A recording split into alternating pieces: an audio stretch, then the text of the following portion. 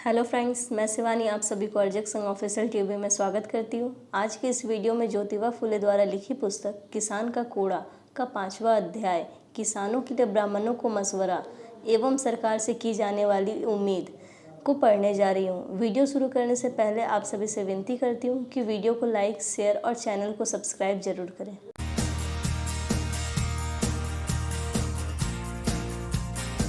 5वां अध्याय किसानों के लिए ब्राह्मणों को मशवरा एवं सरकार से की जाने वाली उम्मीद। शूद्र किसानों से संबंध आर्य ब्राह्मणों को सुझाव और वर्तमान सरकार को कौन कौन से उपाय करने चाहिए। 5वें और इस आखिरी अध्याय को शुरू करने से पहले मैं धूर्त आर्य ब्राह्मणों को कुछ सुझाव देना चाहता हूँ ताकि वे इस विषय में ना पड़ें। हमारी विद्वान विदेशी सरकार के साथ स्वदेशी अनपढ़ दस्यु दास शूद्र भाई की भी आंखें खुले तो कुछ बात बने, क्योंकि अब ब्राह्मण धर्म और शास्त्र रूपी तलवार को पूजा करने वाले वस्त्र पे लपेट कर और छिपा रहे हैं और शूद्र दलितों की पूर्णता उपेक्षा कर रहे हैं। वे यहाँ के धर्म तंत्रों को लेकर शिकायत करने वाले शूद्र पारसी और मुसलमानों और खासकर नौजवानों को उपदेश और सुझाव दे रहे हैं कि इस देश के विकास के लिए सभी को केंद्रित और एकमत होना जरूरी है। उनकी ऐसी बातें सुनकर हमारे अनपढ़ किसानों पर उल्टा असर न पड़े, मैं इस कोशिश में हूँ। पुरोहित ब्राह्मणों के पुरखों ने अपनी धनुर्विद्या के बल पर पहले समय के शूद्रों दस्युओं पर अधिकार जमाया था।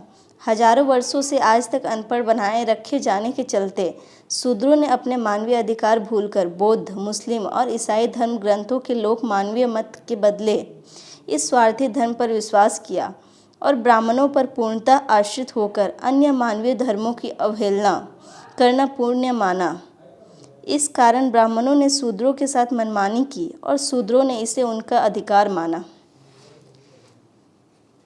ब्राह्मणों के कपटीपन के लिए शूद्र शंका भी ना करे, यही उनका धर्म है। इस कथन का प्रचार होता गया जो आज तक चला आ रहा है। वास्तविक स्थिति की पूर्णतः गलत जानकारी दी जाने के कारण गोरी सरकार व उनके गोरे कर्मचारियों ने कोई भी ठोस कदम नहीं उठाया। इस प्रकार आज शूद्रों की स्थिति हर तरह से दयनीय हो गई है। इस पर भी आज के ब्राह्मण खुद को निर्दोष साबित करने और किसानों से अपने काम निकलवाने की गंदी नीयत से अखबार, सभा, पत्र, किताब आदि के माध्यम से शूद्र किसानों को ब्राह्मणों के प्रति निष्ठावान होने और उनसे मिलकर रहने की सलाह यह कहकर दे रहे हैं कि इस अभागे देश का विकास तभी हो सकता है जब हम सभी मिलकर रहें। उनके खोखले उपदेश से आज यह साबित होता है कि विकास और उन्नति के झूठे वादों के पीछे उनकी मंशा सिर्फ किसानों को ठगने की है। आज तक चलने वाली ब्राह्मणों के पुरखों द्वारा शुरू की गई दास प्रथा के रहते किसान और बाहर से आए ये ब्राह्मण कैसे एक होंगे। इसी विद्या के बल से डॉक्टर फ्रैंकलिन और थॉमस पेन जैसे अद्भुत सफल व्यक्तियों ने रात दिन एक कर और अमेरिका के लोगों ने यूरोप के सभी देशों के कारीगरों का शोषण कर हर वर्ष करोड़ों रुपए बनाए हैं। ब्राह्मण पुरखों ने इस ज्ञान विद्या को अपनी ठग किताबों में डालकर शूद्रों के लिए उन्हें पढ़ने पर पूर्णतः पाबंदी लगा दी। फलतः देश की सच्ची सैन्य क्षमता व धनुर्विद्या की उन्नति बंद हो गई और आज घोड़े पर चढ़कर बर्छी भाले चलाने वाले सिंधे होलकर जैसे वीर खानदानों के नौजवान दूरबीन देखकर गोला दागना नहीं जानते। ब्राह्मण मूंछों पर ताव देकर किसानों को सताकर अपने महान वंश की प्रतिष्ठा धूमिल कर रहे हैं। इन्हीं कारणों से फ्रांस, पुर्तगाल के लालची विजेता और मुसलमान आक्रमणकारियों ने यहाँ हमला कर यहाँ की अमूल्य संपत्ति अपने साथ ले गए। इनमें से बहुतों ने यहाँ के ब्राह्मण धर्म को गलत कहा और अंत में कुछ मुस्लिम योद्धाओं ने हजारों ब्राह्मणों की कान पकड़ खतना करवाकर उन्हें अपने मानवीय धर्म से प्रवर्तित किया। अगर हम पशुओं पर दृष्टि डालें तो वे खाने, सोने, मैथुन करने, बच्चों का पालन करने, दुश्मनों से रक्षा करने, गुर्राने और खाकर डकारने के अलावे कुछ नहीं जानते हैं और इसी से आज तक उनकी मूल स्थिति जस की तस है। जबकि मानव अद्भुत स्वाभाविक बुद्धि रखता है, फिर भी संस्कृत पाठशालाओं में शूद्र किसानों के बच्चों को पढ़ाने पर रोक आज भी कायम है। ऐसे ब्राह्मणों के साथ किसानों का मेल मिलाप कैसे हो सकता है? यदि सृष्टि क्रम को देखा व समझा जाए तो पता चलेगा कि ज्ञान बुद्धि के अतिरिक्त मनुष्यों व अन्य प्राणियों में भी सभी गुण व स्वभाव समान ही है। इसी से मानव सारे जीव जंतु, पशु पक्षी, कीट आदि में श्रेष्ठ है और विचारों को लिखने के लिए उसने कागज की आश्चर्यजनक खोज भी की है। मानव ने अज्ञानता को दूर करने के लिए तरह तरह के प्रयोग किए हैं। बुद्धि, ज्ञान और अनुभव को मिलाकर यूरोप के लोगों ने बेतार यंत्र बनाया।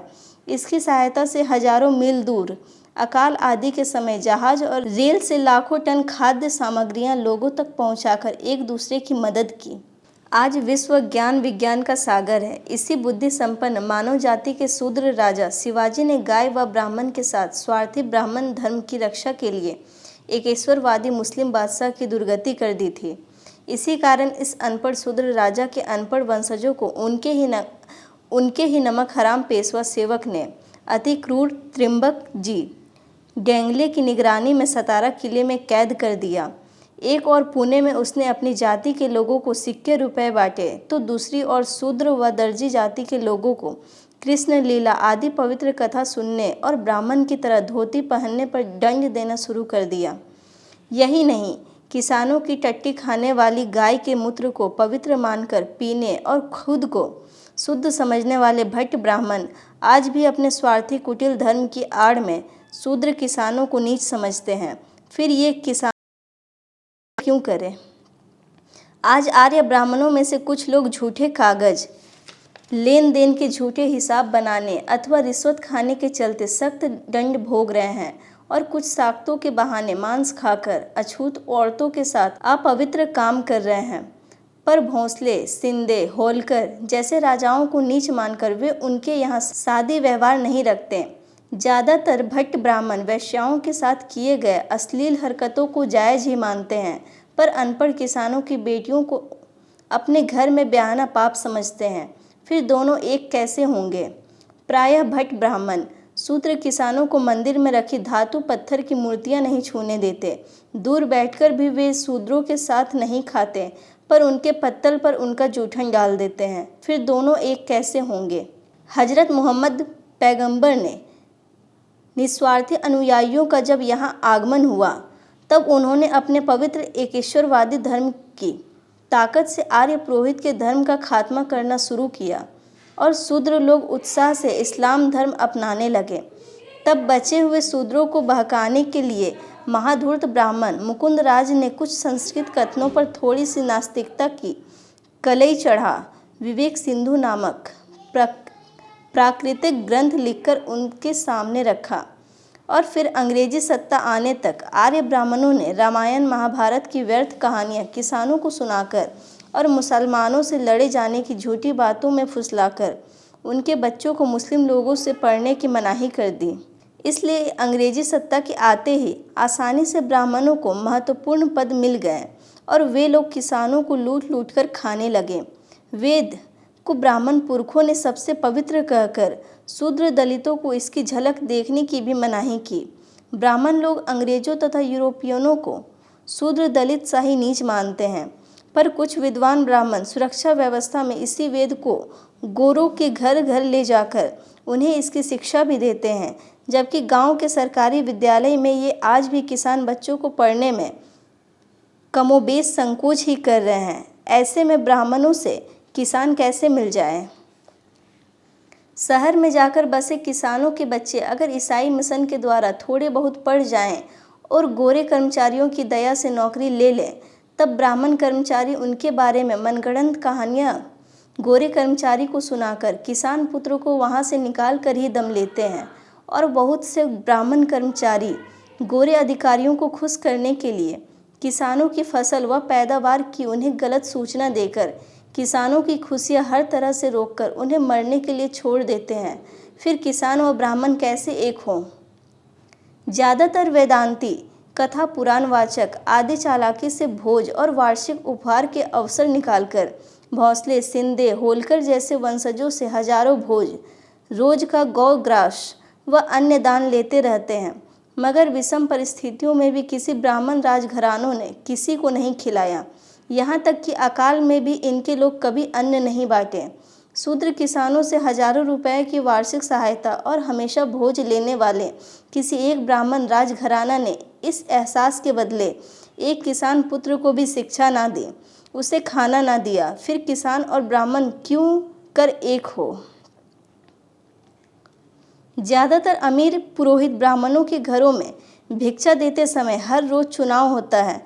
वे ब्राह्मण भिखारी को चावल और शूद्र मुसलमान भिखारियों को बहुत कम मात्रा में रोटी ज्वार देते हैं या फिर आगे जाने को कह देते हैं। इसलिए इन आर्य ब्राह्मणों के बजाय विदेशी टक्कर जज साहब जैसे अन्य धर्म वाले यूरोपियन लाख गुना दयालु हैं। कहना क्या गलत है, क्योंकि उन्होंने एवं शूद्रों के बच्चों को अंग्रेजी सिखलाई और ये बच्चे आज गोरे कर्मचारियों के समान ही सरकारी पद पर स्वाभिमान से जी रहे हैं। क्या ब्राह्मणों की यही समझदारी है? क्या यही दया है? क्या यही उदारता है? क्या यही उन्नति है? ज़रूरत पड़ने पर ये मिल जाएंगे और काम हो जाने पर इधर उधर खिसक जाएंगे। यदि ये ज्ञानी आर्य ब्राह्मण सचमुच यहाँ के लोगों को मिलाकर देश को आगे बढ़ाना चाहते हैं तो उन्हें जीतो और हराओ आचरण वाले क्रूर धर्म सबसे पहले त्यागना होगा। निंदा किए जाने वाले और वेद तथा जाति भेद के द्वारा कुचले जा रहे शूद्रों के साथ किसी भी तरह का छल कपट स्पष्ट रूप से बंद करना होगा। सच्ची एकता के बिना देश की उन्नति संभव नहीं है। यदि कभी परंपरागत खानदानी धूर्तता से आर्य ब्राह्मण कम पढ़े लिखे कुछ शूद्रों को मिला भी ले तो यह मेल ज़्यादा दिनों तक नहीं टिकेगा। यदि कुछ पेटू शूद्र क्लर्क ब्राह्मण से मिलकर बागीचे से कच्ची आम लेकर उन्हें पकाने की व्यवस्था करें तो वे सिर्फ कल तैयार होने वाले आम को ही बर्बाद नहीं करेंगे बल्कि सूखी घासें भी नष्ट होंगी। मेहनती किसानों का सिर शर्म से झुक जाएगा। ब्राह्मणों से मेरा अनुरोध है कि वे मेरी इस भविष्यवाणी को अपने घर के पूजा स्थल के सबसे पवित्र स्थान में रखें। अब मैं शिमला के ठंडे पर्वतीय क्षेत्र में जाऊंगा और वहां थोड़ा ठहरकर किसानों की स्थिति सुधारने के लिए अपने परम दयालु गवर्नर साहब के सामने सागर पार की अपनी सरकार लिए कुछ मशवरा रखूंगा। अब हमारी नीति कुशल सरकार को चाहिए कि वह धन के लोभ को दरकिनार कर किसानों के आचरण पर नज़र रखने के लिए जासूसी डॉक्टरों की नियुक्ति करे और दुराचार के कारण बीमार होने और चोरी आदि गंदे आचरण करने पर उन्हें उचित दंड देने की व्यवस्था करें, वरना उनकी नासमझी खत्म नहीं होगी। शूद्र किसान एक से अधिक विवाह न करें, अपने बच्चों का बाल विवाह न करें। इसी तरह के कानून बनाए बिना उनकी संतानें स्वस्थ नहीं हो सकती। गोरे कर्मचारियों को झूठी जानकारी दिए जाने से ब्राह्मणों की उनकी संख्या के अनुपात से अधिक नियुक्ति हुई है। इसके कारण इन्हें खेती में श्रम करने और इनकी स्त्रियों को बाजार में बार बार अन्न आदि बेचकर पेट भरने की नौबत नहीं आती। किसान के अनपढ़ होने से ब्राह्मणों को जाति भेद एवं धर्मतंत्र के बहाने बहुत लाभ होता है। इसलिए सारे सरकारी ब्राह्मण कर्मचारियों सहित पुराण व कथवाचक के लिए साथ साथ ब्राह्मण अध्यापक भी पूरी चालाकी से रात दिन यही प्रयत्न करते रहते हैं कि जाति भेद व धर्मतंत्र कायम रहे। इसलिए शूद्र किसान बच्चों के सरकारी नौकरी के काबिल होने तक ब्राह्मणों की उनकी संख्या के अनुपात से अधिक नियुक्ति न कर बाकी पद मुसलमान अथवा हिंदू ईसाई को दिए जाए। ब्राह्मण शूद्र किसानों की शिक्षा में बाधा डालना तभी बंद करेंगे। सभी सरकारी विभागों में ब्राह्मणों की भरमार होने से गोरे कर्मचारियों की नज़र में उनकी यही कुटिलता आ नहीं पाती। फलस्वरूप ब्राह्मण जाति दिनों दिन शिक्षित और धनी होते जा रही है और किसान गरीब और कंगाल। कभी कभी तो ब्राह्मण विरोध के कारण इन्हें जान भी गंवानी पड़ती है। इतना ही नहीं, ब्राह्मणों ने अपने झूठे धर्म की ऐसी छाप किसानों के मन पर छोड़ी है कि वे उनकी आज्ञा से हत्या करके अपने सिर सारे आरोप मर लेना ही पुण्य समझते हैं और पुलिस व न्याय विभाग का सारा श्रम बेकार जाता है। इसलिए किसान बच्चों को सुशिक्षित करने के लिए उन्हीं की जाति के ऐसे अध्यापक नियुक्त किए जाने चाहिए जो हल चलाने, बीज बोने आदि का काम जानते हो। फिर भी अध्यापकों की पाठशालाओं में ही शूद्र किसान अपने बच्चे को भेजे, ऐसा कानून बनाना चाहिए। फिर शुरू की कक्षाओं में ब्राह्मण बच्चों के समान ही किसान बच्चों को डिग्रियों का लोभ देना चाहिए। किसान के बच्चों की शादी में दूसरी जातियों के द्वारा भोज कराने की बाध्यता को बिना हटाए किसान बच्चों को पढ़ाई से प्रेम नहीं हो सकता। बाद में जब किसानों के बच्चे छठी कक्षा की परीक्षा के साथ साथ कृषि परीक्षा भी पास कर ले और वे सदाचारी भी हों, तब उन्हें गांव का पाटिल पटेल जरूर ही बना दिया जाना चाहिए। इस कानून के बनते ही हजारों किसान पटेल बनाने की उम्मीद से बच्चों को पाठशाला भेजेंगे और जब गांव-गांव में ऐसे काबिल पटेल हो जाएंगे तो ब्राह्मण कुलकर्णियों द्वारा अनपढ़ किसानों को आपस में लड़ाए जाने की, उन पर मुकदमा ठोपे जाने की कूटनीति खत्म होगी। ऐसे पटेलों से सरकार को भी कई किस्म के मुनाफे होंगे। तब जल्दी ही किसान और टैक्स देने योग्य हो जाएंगे। पुलिस व विधि विभाग पर होने वाले फिजूल के खर्चा भी कम जाएंगे। फिर सरकार की ऐसी सोच, सरकारी काम करने वाले केवल ब्राह्मण ही हैं, खत्म हो जाएगी और किसानों में से योग्य लोगों को मामलेदार तथा छोटे बड़े अन्य पदों पर नियुक्ति होने का प्रशिक्षण दिया जाएगा। बिना इसके किसान स्थिर नहीं होंगे और सरकार का राजस्व नहीं बढ़ेगा। इन दिनों हमारी सरकार गुजरातियों व मारवाड़ियों के लेन देन में होने वाली गड़बड़ी पर नज़र रख रही है। सरकार को उनकी दुकान के सड़े गले सामान एवं गलत माप तोल के साथ साथ शराबी पटेलों पर भी नज़र रखने की ज़रूरत है। खैर, मैं अब सरकार को किसानों के मृत हो गए खेतों को उपजाऊ बनाने के कुछ तरीके बतलाता हूँ। हमारी रहमदिल सरकार को चाहिए कि वह सभी किसानों को शिक्षा देने के साथ ही यूरोपियन किसानों के समान यंत्रों से खेती करने के ज्ञान होने तक सभी गोरों मुसलमानों पर रोक लगा दे कि वे भारतीय गाय, बैल, बछड़े न काटें।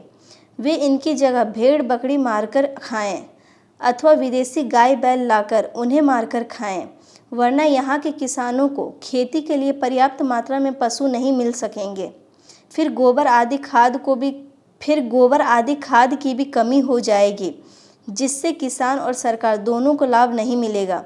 पत्ते, फूल, मरे हुए कीड़े मकोड़े व जानवरों के सड़े गले तत्व ग्रीष्मकालीन वर्षा से बर्बाद हो जाते हैं। इसलिए हमारी उद्यमी सरकार को चाहिए कि गोरे काले सैनिकों और पुलिस विभाग के अन्य कर्मचारियों की आवश्यकता अनुसार मदद लेकर छोटे गड्ढे तालाब बनाकर इन सड़े गले तत्वों को पानी के साथ खेतों में पहुंचाए और शेष पानी को नदी में बहा दें। इससे खेत बहुत उपजाऊ हो जाएंगे और हवादार स्थानों पर परिश्रम करने से सिपाही व सैनिक भी स्वस्थ रहेंगे। यदि इन लोगों ने प्रतिदिन एक आना भर भी काम किया तो हर वर्ष सरकारी कोष में 25 लाख की वृद्धि होगी। हमारी जागरूक व दयालु सरकार के पास पुलिस विभाग के साथ साथ सेना के लगभग 2 लाख होने के चलते उसे चाहिए कि वह पहाड़ियों घाटियों में सुविधा अनुसार तालाब और कुंड बनवा दें, ताकि उनके निचले भागों के छोटे छोटे नाले गड्ढे पानी से भर जाएं और फूल, फल, सब्जी आदि की भूमि को पर्याप्त पानी मिल सके। इससे किसान के साथ साथ सरकार को भी लाभ होगा। इसलिए सरकार को चाहिए कि इन नालों नहरों को दुरुस्त करने की व्यवस्था करे। उसे चाहिए देश की सारी ज़मीनों का सर्वे करवाकर सिंचाई विशेषज्ञों के द्वारा यह पता लगवाए कि कहाँ पानी का बड़ा स्रोत है और फिर उन स्थानों को मानचित्र में खास तौर से अंकित किया जाए। फिर बिना सरकारी सहायता के कुएं खोदने वाले किसानों को पुरस्कार भी देना चाहिए। सरकार को किसानों को पूर्व की तरह नदियों की गाद, गाढ़ी चीज आदि चीज़ें लेने की आज्ञा देनी चाहिए और गांव व जंगल वाली चारा की भूमि किसान को पुनः लौटा देनी चाहिए। ऐसा नियम हो कि उन जमीनों पर कोई हल न चलाएं और वहां से कोई जलावन की लकड़ी न लें। फिर निर्माण कार्य के लिए पेड़ों की कटाई पर रोक लगाने का कार्य भी सरकार का ही है। सरकार को वन विभाग का कठोर कानून भी हटाना चाहिए। अपने खर्च पर विदेशों से अच्छे नस्ल की भेड़ बकरियां मंगवानी चाहिए। तब उनकी संख्या बढ़ते जाने से उनके मल खाद के अच्छे स्रोत होंगे और उनके ऊन से किसानों को लाभ होगा। जंगली जानवरों से खेतों की रक्षा के लिए किसान को पुरानी बंदूकें रखने की स्वीकृति देने की यदि सरकार को हिम्मत न होती तो उसे चाहिए कि वह खेत की रक्षा का काम ईमानदार काले पुलिस वालों को सौंप दे। बावजूद इसके जंगली सूअर आदि के द्वारा फसल बर्बाद किए जाने से इस नुकसान की भरपाई वे अपने पुलिस विभाग के आला अधिकारियों के वेतन से काटकर या फिर अपने कोष से करें, चाहे इसके लिए वह कानून ही बना दे, वरना किसान में पूरी नींद लेकर दिन भर खेत में मेहनत करने के लायक ही नहीं रहेंगे। हमारी सरकार का यदि सचमुच अनपढ़ किसानों का भला करने और उनकी पैदावार बढ़ाने की लालसा है तो उसे चाहिए कि वह हर साल योग्यता और पैदावार के आधार पर परीक्षा प्रतियोगिता लेकर अव्वल किसानों को पुरस्कार दे। हर 3 साल के बाद औसत पैदावार के आधार पर सर्वश्रेष्ठ किसानों को उपाधि दें। किसानों के सुशिक्षित बच्चे खेतों की उत्तम देखभाल करने के साथ ही साथ यदि लुहार बढ़ई के कामों की भी हल्की फुल्की परीक्षा दे दें तो उन्हें विदेशों की कृषि विद्यालय देखने के लिए भेजा जाना चाहिए, जिससे खेती में सुधार कर फौरन ही हमारे किसान खुशहाल हो जाएं। हमारी नीति कुशल सरकार को चाहिए कि वह किस्म किस्म के धंधे करने वाले स्त्रियों पर पैनी नज़र रखे और उनके लिए ऐसे अस्पतालों का निर्माण करवाए जिनमें रोग की चिकित्सा हो। गंदे गाने और गंदी नाच पर कलाकारों को दंडित करें, अन्यथा अनपढ़ किसानों का नैतिक प्राकृतिक विकास संभव नहीं। लगभग सभी क्षेत्रों की सेना एवं पुलिस विभाग में शूद्र दलित किसानों की पर्याप्त संख्या है। ये लोग मिस्र और काबुल के तंदुरुस्त लोगों का सामना गोरे सैनिकों व सिपाहियों के समान ही करते हैं। सारे शूद्र दलित किसान स्त्रियों बच्चों के साथ रात दिन जी तोड़ मेहनत कर लगान फंड और चुंगी भरते हैं। फिर भी हमारे धर्मप्रिय सरकार इनके बच्चों को खेती संबंधी पुस्तकें अथवा समाचार पत्रों में खेती संबंधी सूचनाएं पढ़ने पर भी शिक्षा देने का विचार नहीं करती, जबकि लाखों किसानों को समय पर पेट भर भोजन व तन ढकने के वस्त्र नसीब नहीं है। फिर भी हमारी सरकार सेना, पुलिस, विधि आदि विभागों के कर्मचारियों को तनख्वाह और पेंशन देने में अफरात पैसा खर्च कर देती है। इसे क्या कहा जाना चाहिए? नाक के बाल बने बहुत से ऐसे लोगों को वह सैकड़ों रुपए महीने की पेंशन देती है, जबकि गोरे काले कर्मचारियों को 30-35 वर्षों तक हर महीने मोटी तनख्वाह भी देती है। बहुत से काले गोरे कर्मचारी असक्त अंधे का ढोंग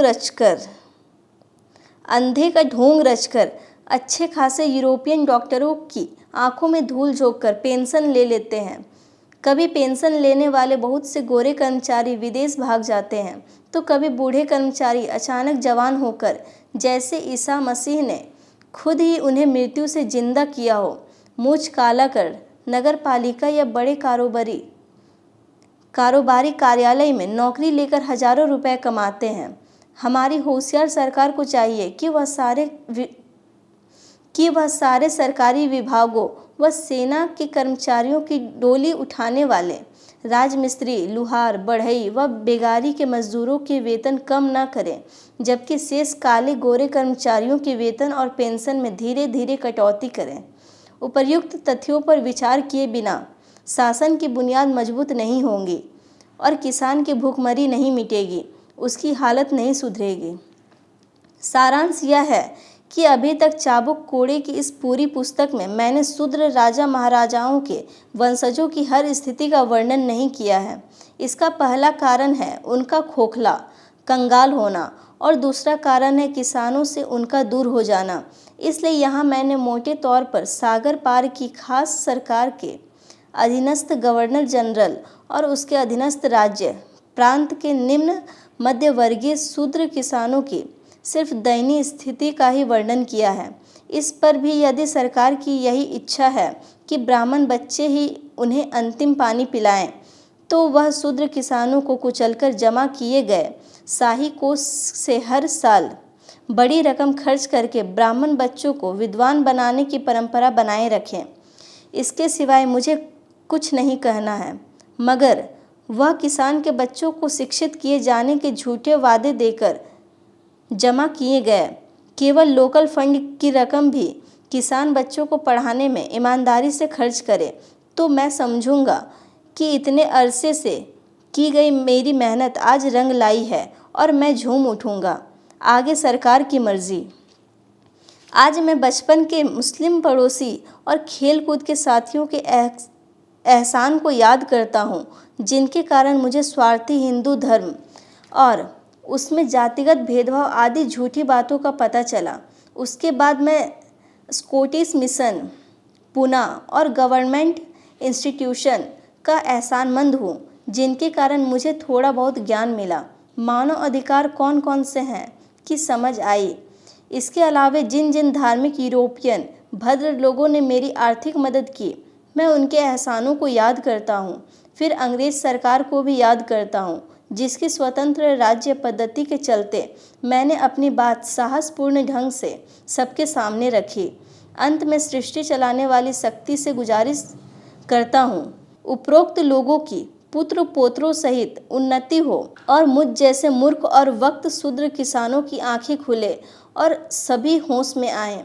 इसी उम्मीद से धैर्य धारण कर इस समय मैं शांत मन से बैठता हूँ, पर पीछे पलटने वालों पर मेरा ध्यान लगा है, क्योंकि मेरा कोड़ा उसे बेशक घायल करेगा। ये ज्योतिबा फुले द्वारा लिखित पुस्तक किसान का कोड़ा का 5वां अध्याय, किसानों के लिए ब्राह्मणों को मशवरा एवं सरकार से की जाने वाली उम्मीद, पाठ यहीं समाप्त हुई। इस पुस्तक को आप घर बैठे मंगवाना चाहते हैं तो वीडियो की डिस्क्रिप्शन बॉक्स में जाकर डिटेल्स चेक करें। धन्यवाद। जय भीम, जय अर्जक।